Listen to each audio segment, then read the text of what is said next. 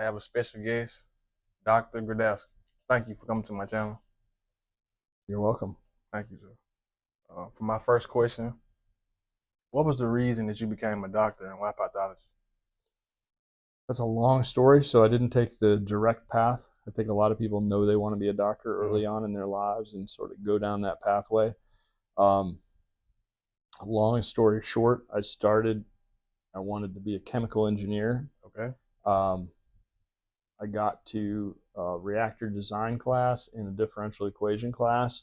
I wasn't interested in the reactor design, and I couldn't do the differential equations. So the math killed my engineering dream. And then I pivoted. I really liked biology and chemistry, so I got into laboratory testing.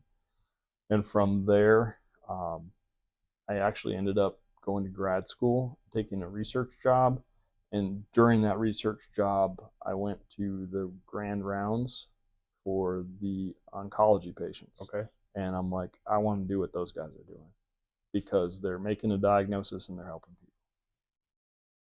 That's a great way. That's a great way to pivot. That was a great way to pivot. It took a long time, but it was a good pivot. Yeah. So, what is the typical day for a pathologist? So we're not like the people on TV that everybody. So most people don't know what pathologists do, first of all, and if they do know anything about pathologists, they think we're medical examiners. So the majority of pathologists are not medical examiners. We are kind of the people behind most of the diagnoses in medicine. So a lot of what we do, there are a lot of pathologists who look at biopsies and resections of tumors and such under the microscope and make a diagnosis. Another thing that pathologists do, they run all the clinical laboratories to make sure that the clinical testing meets the quality standards and statistical standards.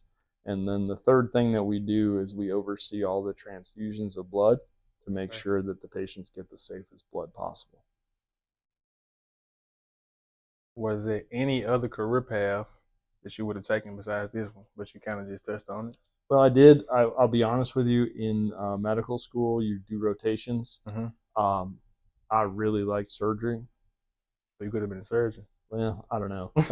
I don't know if it was possible for me, but I really enjoyed it. But ultimately, I chose pathology.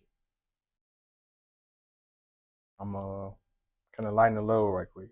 If you had one superpower, what would it be and why?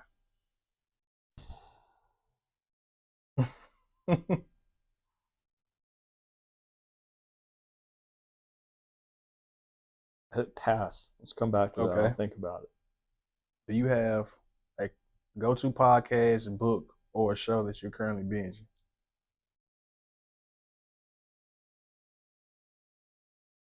So I don't really watch a ton of TV. I'm waiting for the third season of Landman. That would be what I'm waiting for. Landman, okay. Yeah. And final question. What keeps you passionate and inspired about pathology after years of practice? So and it's really the reason I went into pathology. It's never the same thing twice. So I get a biopsy. I got a biopsy today that said it's a brain biopsy. It's a brain tumor, and I looked at it and I'm like, this is, we're in the brain and they got the tissue from the brain, but this isn't a brain tumor. This is an undiagnosed tumor from somewhere else, and I was able to figure out that this came from the patient's lung and was able to make a diagnosis of metastatic lung cancer. So it's always high level problem solving, and it's almost always different. Okay. I didn't want to waste too much of Doc's time.